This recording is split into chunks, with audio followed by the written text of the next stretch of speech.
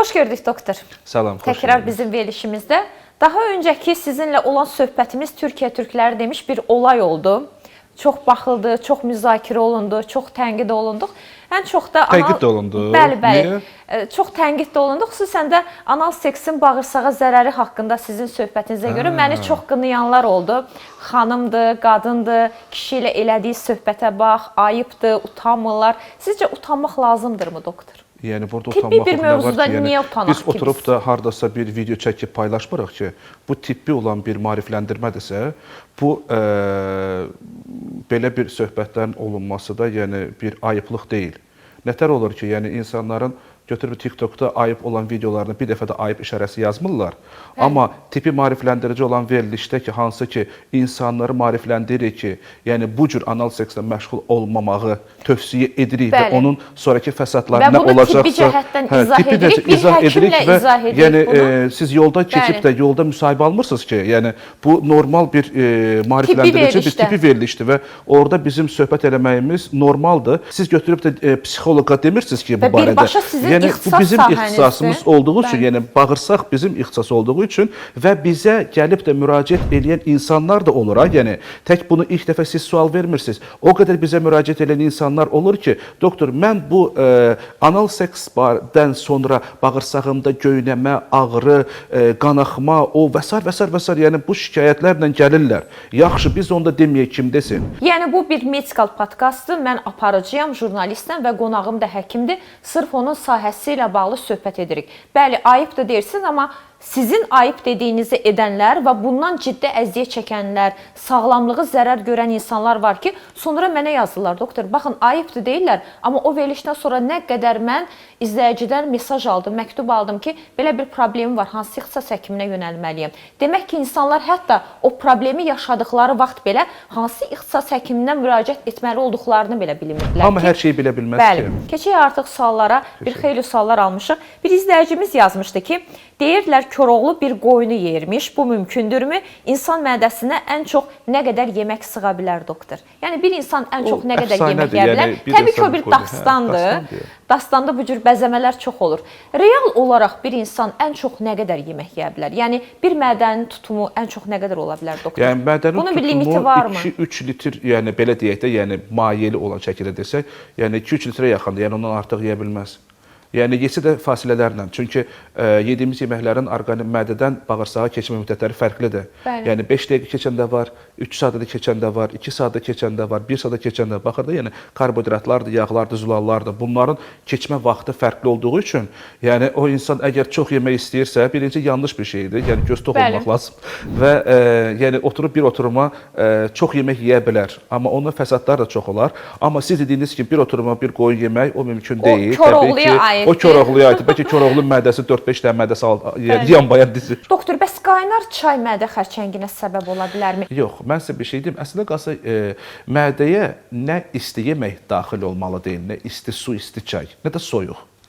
Otaq temperaturunda olmalıdır. Nə qaynar, nə buz kimi. Bəli. Və sizin dediyiniz isti çay isə bu qida borusuna problem yaradır. Məsələn, mən bir çox hallarda baxıram, endoskopik müayinədə görürəm ki, yemək borusunda qızartılar var və inlet peç deyilən bir sahə əmələ gəlir orada. Tapırsınız ki, qaynar çay içir. Və onu deyirəm ki, sən isti çay içirsən, deyir, bəli, deyirəm, içmə. Çünki yandırır. Seyli qışanı yandıranda... Doktor, bildiyimiz fiziki cəhətdən yandırır. Bəli. Yəni qaynar su ətimizin üzərinə töküldüyü zaman necə yandırırsın? Eyni ilə bax orada qida borusunda olur. Amma qida borusu yenə deyirəm, Allah görmürlər, ona görə yenə də içirlər. O qədər içirlər. gözəl yaradıb ki bizi. Bax görürsünüzmü? Əlimizi yandırdı. Biz hamımız of deyirik. Nə bilmə yəni də bir kartofdan, pastadan zaddan qoyuruq ki, amma qida borusunu isə bizim tüpürcəyimiz ona imkan vermir ki, yəni o orada biz onu yanığını hiss eləyək. Həmin o hissələrdə. Bir izləyicimiz yazıb ki, həyəcanlanan kimi qarnım ağrıyır. Buna xilas olmaq varmı? Yox, xilas olmaq üçün gərək onda başı format eləyəsən. Onu da necə eləmək olar ki? Dəhşət. Yəni alın yazısıdır. Alın yazısı deyil. Alın yazısı niyə olur ki? O sonradan qazanılmış bir prosesdir. O şey nədir? Sinir sisteminə bağlıdır. Uşaqlarda necə ki məktəbə gedəndə... Yəni bu qazanılmış xəstəlikdir, doktor. Anadan gəlmə deyil. Xeyr, anadan gəlmə deyil. O sinir sisteminə bağlıdır. Adam var əsəbləşəndə qəbz qalır.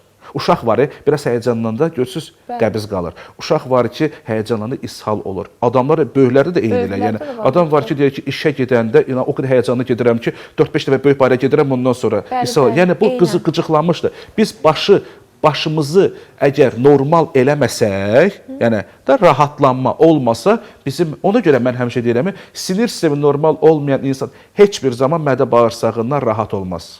Bir problem olur. Bir izləyicimizdən belə bir maraqlı sual almışıq. Yazıb ki, Avropada yaşayıram.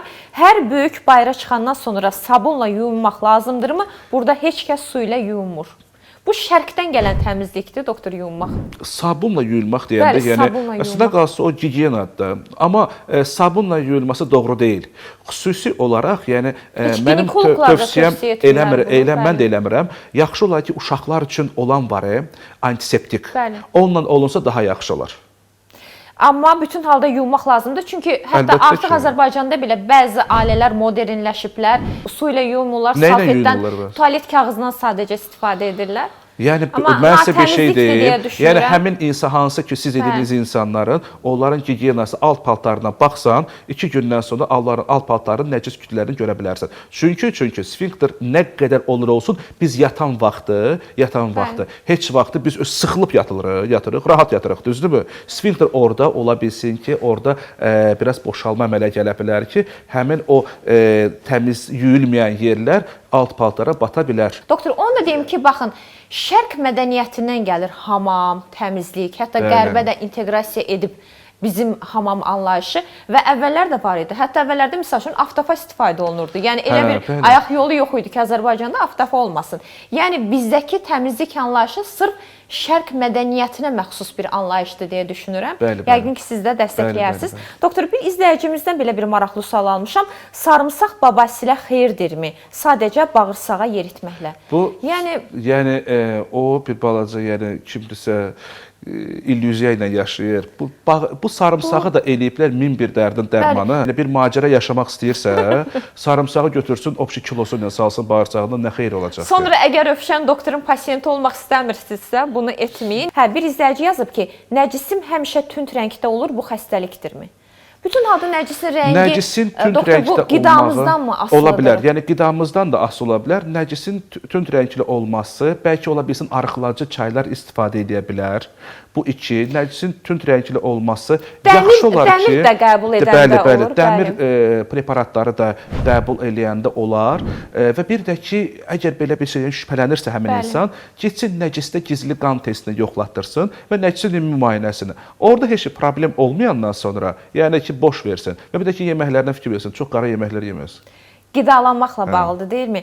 Doktor, bir izləyicimiz yazıb ki, sizə yazıbdır ki, Rövşən həkim ötən verilişdə dedi ki, düzgün qidalanmaq sağlamlıqdır. Bəs niyə Çinlilər tərpənən hər şeyi yeyib yenə sağlam qalırlar? Valla, gitsin onu Çinlilərdən soruşsun. Mən onu nə deyim? Sağlamdırlar ki, dünyaya Covid-i Çin yaymadı mı, doktor? Belə deyim, yəni Çinlilər birinci kim deyir ki, qeyri-sağlam qidalanır ki? Yəni tərpənən hər şeyi yeyirlər, deyir. Tərpənən hər şey ziyanlıdır. Və onu da deyim ki, biraz öncə qeyd etdim ki, bütün dünyaya Covid Çindən yayıldı. Yəni Çinlilərin hər gördüklərini yeməklərinə görə. İnanın, bizimkilər elə bilirlər ki, həmişə elə biz pisik, qıraqdakılar yaxşıdır. Elə deyil.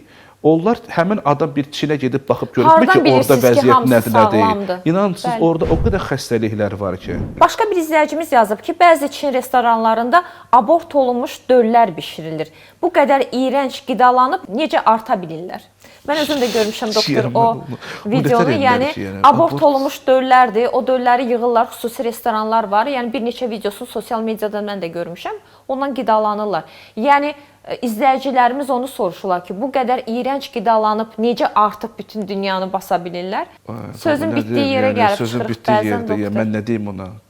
Ümid edirəm ki, növbəti bir pandemiya Çindən yenə qaynaqlanmaz. Təşəkkür edirəm, doktor, çox sağ olun. Beləcə bitirdik. Sağ olun, sağlıqla qalın.